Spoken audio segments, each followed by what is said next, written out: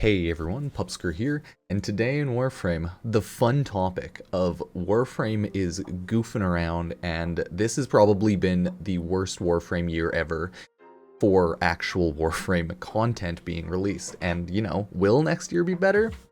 Let's go over it. Let's go over why everything's on fire. So, first off, if you didn't know, Warframe used to be owned by Leu Technologies, and they were bought out by Tencent, I think in like 2020, 2021-ish. And at that time, Warframe was in a decline revenue-wise. So it pretty much nuked Leu's technologies. They don't really matter anymore because they became a satellite studio. And the only thing that probably mattered out of them majorly was Warframe. So let's take a look at the numbers here. Leu also owned Digital Extremes, known for developing online shooter Warframe. Although it earned $57.5 million in 2019, its revenue started declining, last year. So Warframe's been losing money since 2018, but it might have started making more money depending on if everyone's buying all of those skins. So the game has become less profitable for the company. That's not a good thing, okay? If we look here, we can see in like the 2020 interim results, this was midway 2020, we can see that, yeah, they only reached like 74 million halfway through, and that was the entire company, I believe. Let's see. During the reporting period, revenue contributed by the game development and publishing business, no, that was Warframe, was 74.1. Warframe is a content-driven free-to-play game, requires a lot of development updates. Yep. Demands for new game. Meanwhile, the ambitious update Empyrean released in December 2019 fell slightly short of players' expectations. It fell a lot. Certain technical issues thus impacted the revenue of Warframe to a certain extent in the first quarter of 2020. And there was also the big thing, which was COVID. So around 2020 is when the coronavirus disaster happened. For most games, this was actually a good thing. This, for most games which were good and liked, increased player numbers because more people were at home and less people were outside of the house, so people could game more. So if we look starting at 2019, this was the big Warframe decline, I would say. They had the Empyrean update, they had a bunch of updates, and the Warframe player base was actually like pretty solid. This was, I believe, nearing around when I started creating content more for Warframe again. And then in 2020, we can see they started averaging 30, 40, okay, updates hit up to 50, almost 60,000, nice. And then they had big updates, right? Hey, getting near 60,000 concurrent players. That's like, hitting good numbers on updates. 2021 hits and you see end of year, beginning of year, 2020, 2021, numbers aren't doing so great, but Warframe has some updates. They have a lot of like continuous growth for a couple of months. People are liking it. And then, regular players are jumping back in, more updates. Boom, this was when we had the new war update, which at this point I think like slightly fell short of expectations. If we're going by Leu as a Warframe motto. And, the numbers overall were lower, but they were still pretty good each update. But then we have 2022. Oh dear God. We've had more negative months than we've had positive months, without a doubt, because we've had 6 months with negative player base growth and only 4 months with positive growth. Of course, that's because April was the only true large content update to the game in this year. And the issue of 2022 starting was this. The new war released in December 2021. It didn't have a lot of content. It was not a replayable update, and that really hurt the game. You completed the new war, you ran some bounties, and that was most of the new war. You did it. It was, for people who just like kind of played the game casually, probably pretty fun, and for people who played the game and wanted more content, it was kind of bad, right? If you play casually and you have a lot of other stuff to do, you probably enjoyed it. But for most like endgame players, everyone who is caught up to the game, they played through it, they finished it, they got some weapons, they were like, okay, cool. And then we went on our merry way. So that's why you can see the following months, we had a 13% decrease, then a 26%, right? And then Warframe hit its lowest player count concurrently, I think ever, in the past 5-6 years. So they averaged 31,000 players in March 2022. The last time or next time I say you see numbers like that, you have to go back really far to early development in Warframe to June 2017, when the game was less popular, but still like banging up, because in 2014, 2013, it was when it was like new. So looks like Warframe's reverted back to pre-2017, 2016-ish player number time sometimes. But updates should hopefully fix that. As you can see, we had some players jump back in with the little updates and what have you, ammo updates, but overall, Warframe this year, they just couldn't pump out the content. A lot of that most likely is to do with all of the crossplay, cross-save, and mobile development, which will help in the long run, but it just sucks for this year, right? It's just an unfortunate circumstance. There's also the issue of Warframe never being able to meet player expectations. They just never have. They give us random dates for when things will release. They give us trailers so many years in advance, and then they make things out to be so much better than they will on release. Because Railjack hype was way too overhyped for what it was. Same with the New War. At least the New War was like a fun, cool mission, but I mean, yeah, that's all it was, and that was hyped for 4 years. I'm sorry to say Warframe, but I've seen a lot of games have much better story-driven 5-hour quests, cinematics, and story experiences that didn't take 4 years to develop, but I don't know. I think Warframe's just hitting a point where they can't develop well, and they can't develop fast enough to meet like player demands in a good, healthy way. So hopefully, once all of the crossplay, cross-save, and mobile stuff gets like finished up, hopefully they can meet expectations. But it is quite possible that now that Warframe is with Tencent, they are becoming, let's just say, a monetized cash cow. That's why most of the dev streams you see are mainly just, hey, here are all the skins that are coming out. Oh, by the way, these small amount of updates that will hit us are this. Oh, these sweet Warframe updates? This was the last dev stream, right? This is coming 2022. The next update, Echoes of Veilbreaker, is November 2nd. It offers almost nothing other than Venkra and Tell and Sprag fights and Break Armor missions. But other than that, it doesn't actually offer anything. So this isn't a gameplay update. It's like a good quality of life update, but dude, people have been waiting months for this update. This fucking sucks, dick. I feel so bad for Warframe, because, like, people have been waiting for 2 months for this shit. This is the real update, right? Lua's Prey, coming winter 2022. What do we get? We get 51st Warframe, Varuna, so that's cool. Weapons, right? Alt helmets, ephemera, cool, right? Normal Warframe stuff. Interesting, nice. We'll have a new Warframe to play around with, right? New weapons, right? Regular stuff, but nothing new. Then we have 2 new Lua survival nodes. These will be fun. These will be interesting. But that's all it is. There's 2 new survival nodes with new narrative-driven rooms, necromech eligible, and unique gameplay mechanics. So they're going to be like survival pluses. They're going to be pretty fun. Don't get me wrong. They're probably going to be pretty hype. They're going to have a 5-minute timer. Every 5 minutes, a unit spawns that you have to kill because it nerfs your survival rate. And yeah, you know, makes your, air go away faster? Meh. You'll be able to spawn your necromech in little Duvary baubles. Ooh, you'll be able to have little boosts in those little Duvary baubles. But other than that, a lot of skins. The Grendel rework and Ureli changes. Those are awesome. Positive. Moi. Love it. And then we have stuff like Nightwave Nora's Mix Volume 3, which is just more Battle Pass stuff. And then, of course, more skins, right? Skins.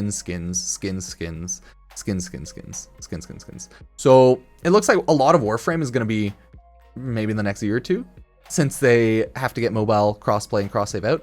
It'll be less gameplay updates, and it'll honestly be more microtransaction cosmetic updates. So for good reason, Warframe has seen a bad year player count rise, and they've also seen a bad year player base perception wise. Like, they've been getting roasted hardcore this year.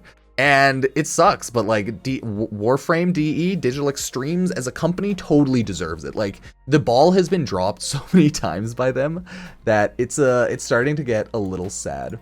And when I was making my video talking about and just going over the general update, because there's a lot of people that are saying it's good that they pushed it back to 2023. That way they have time to get the Duvary Paradox update all up and ready, right? All up and had. That's not the issue. The issue is Warframe sucks at deadlining. They announce things 4 years in advance, and they can never deliver on their deadlines. I don't think like the dumb people commenting realize that the issue is not that they are pushing it back. The issue is the circumstance that they keep pushing things back. Don't announce things 4 years ahead of time. What is wrong with you? That is just stupid. I'm sorry to say, that's dumb, because guess what? Everything that's announced 4 years ahead of time, 4 years later, people are like, oh, this was not what you announced 4 years ago. So it changes too much. They can never deliver on their promises. It's a problem. Sorry about the vacuum in the background. And then here, we have annual reports for Leu. That's right. They're just things you can pop up, right? Warframe, Warframe, Warframe. Here in 2017, we can see that they did pretty well. Look at that, Leu financials, right? 166 million. If we search, we can probably look specifically for Warframe. And if not, I would cry. There we go. Warframe users hitting record high attributable to games as a service. My God, Warframe killing it, right? Killing it. Wow. Which accounted for, oh my God, as major driven south, the revenue generated from the game development and publishing business of the year ended December amounted to 146 million, which accounted for 87% of the group's revenue. And it's fair to say most of that was Warframe. So yeah, 2017, Leu Warframe doing pretty well. Sadly, this is like some of the best ways we can take a look at things, but yeah, it could always be better. There we go, games as a service model. Warframe's doing good.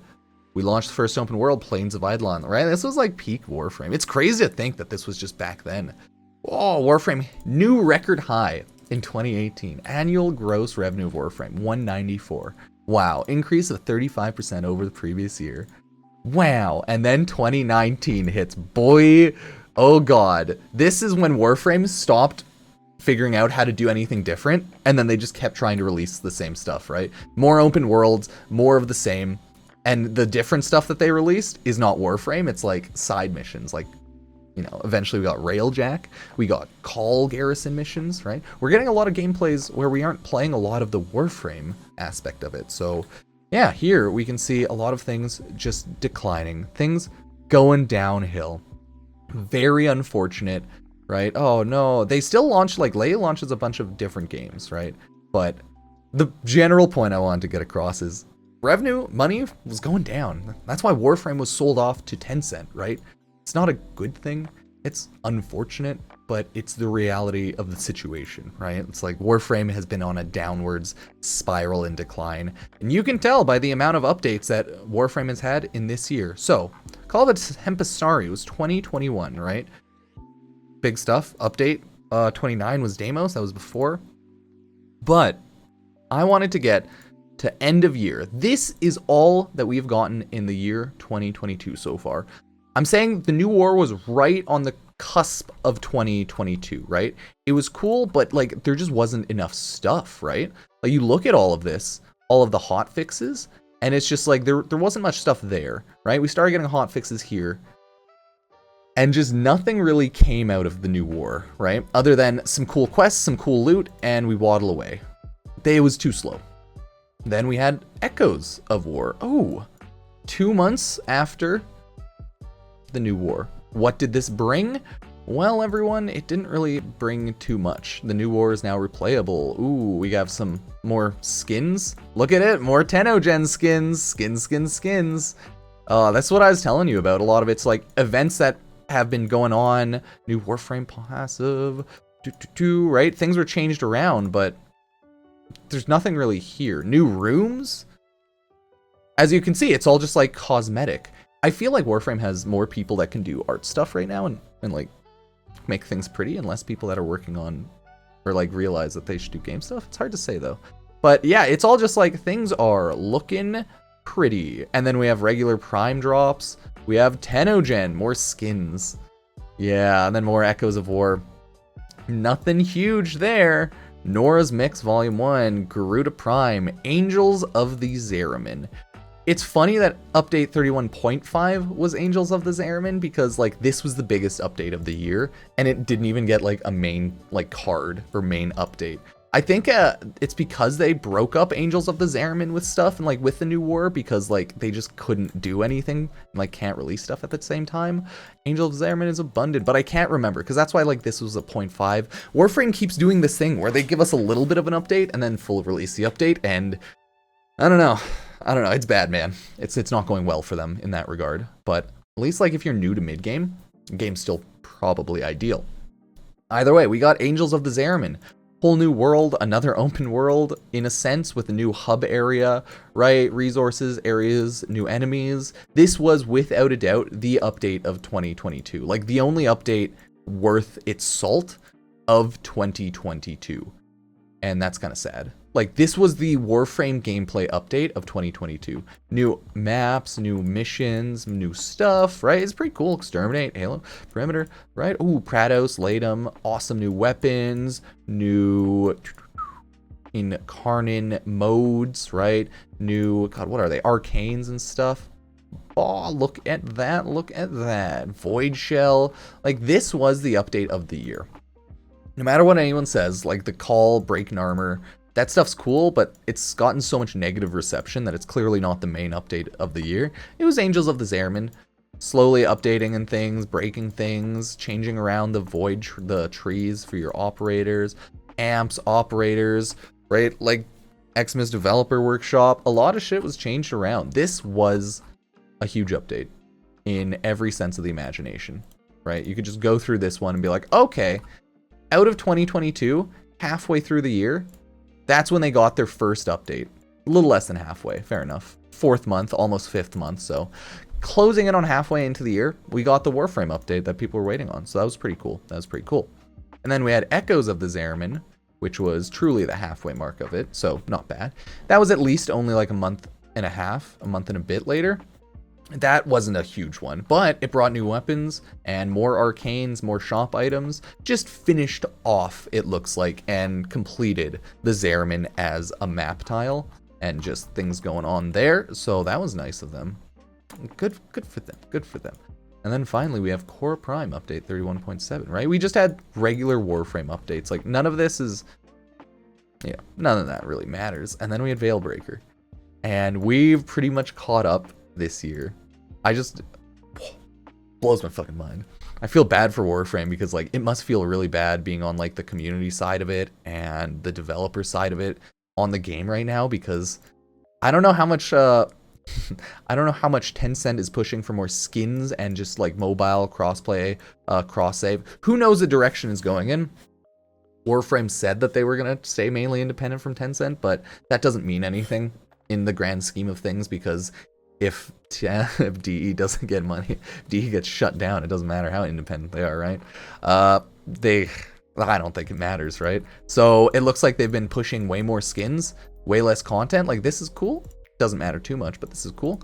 The new shop was cool. Had some new weapons, Warframes, right? But they added in really like a couple weekly things. Archon hunts were nice. Yeah, for sure.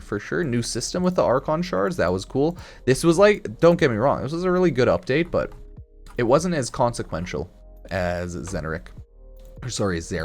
It did add a lot of like features though, like the Archon shards. But everything was locked behind a weekly progression system, so you played for an hour and then never played for the whole week. So it has a lot of issues, Warframe, man. It has a lot of issues that seemingly make people not want to play. Like they're actively introducing more systems, trying to get people back into the game, but it's making them just not play the game.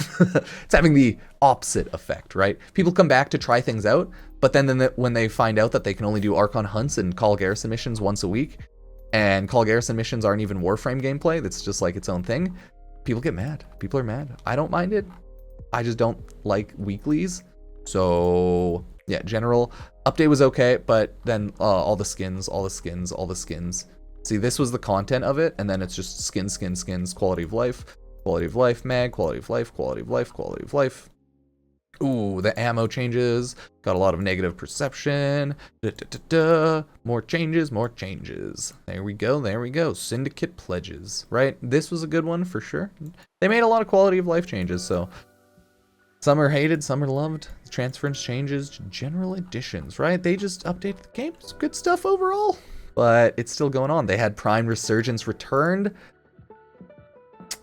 Need more money? Yeah, okay. More skins? More money? Prime Resurgence? Fair enough. Spoiler warnings, and that is about all I care to look over. It was just, you know, more primes, more updates. Oh, Nabrus, nothing like new. Warframe hasn't really had many events this year at all that have been good or fun or playable, so yeah, it's been a rough year. I really hope that Warframe can get their shit together in 2023. Crossplay, cross-save, and mobile will come out most likely. And then hopefully once that all happens, they'll actually develop the game itself more. And hopefully Warframe will be like a profitable enough, played enough game that they can devote more resources into it.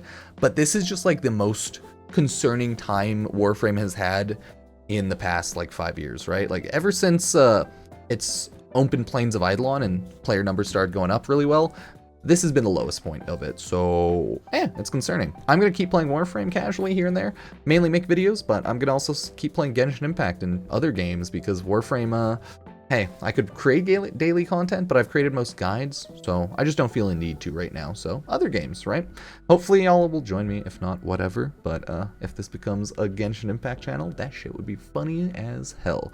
If Warframe just doesn't have enough content to go through, that's fine, because other games will. And yeah, that's fun too. So thank you all for joining.